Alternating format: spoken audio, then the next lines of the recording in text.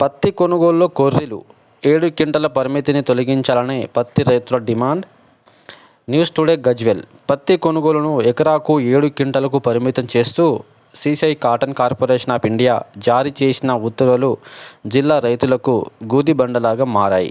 ఇప్పటికే భారీ వర్షాలతో పంట నష్టపోయిన రైతులు సాగు పెట్టుబడైనా చేతికి వస్తుందా లేదా అని మదన పడుతున్నారు. సీసీఐ తీసుకొచ్చిన నిబంధనలు మారింది. మిగిలింది ఎక్కడ అమ్మాలి?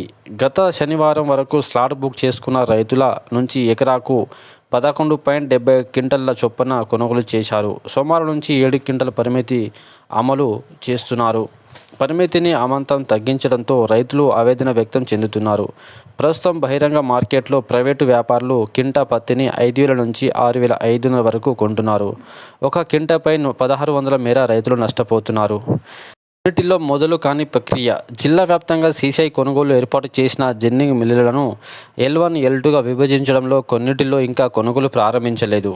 ఇలాగైతే తమకు సరకు ఎప్పుడు వస్తుందని, ఈ నిబంధన తొలగించంటే తమ పత్తిని జిన్నింగ్ చేయమని L1, L3 మిల్లుల యజమానులు హెచ్చరిస్తున్నారు. ఇది కూడా సీసీఐ కొనుగోలుపై ప్రభావం చూసే అవకాశం ఉంది. నిబంధన తొలగించాలి. సీసీఐ విధించిన ఈ ఎకరాకు 7 క్వింటాల పత్తి పరిమిత నిబంధనను వెంటనే తొలగించాలి. మిగిలిన పత్తిని తక్కువ ధరకు ప్రైవేటు వ్యాపారులు అమ్ముకోవాల్సి వస్తుంది. ప్రభుత్వం జోక్యం చేసుకుని రైతులకు న్యాయం చేయాలని అయితే పత్తి రైతులు అయితే గజ్వేల్లో ధర్నా చేస్తున్నారు. సో వీడియో నచ్చితే లైక్ చేయండి, షేర్ చేయండి, కామెంట్ చేయండి, ఛానల్ని సబ్స్క్రైబ్ చేసుకోండి. Thank you.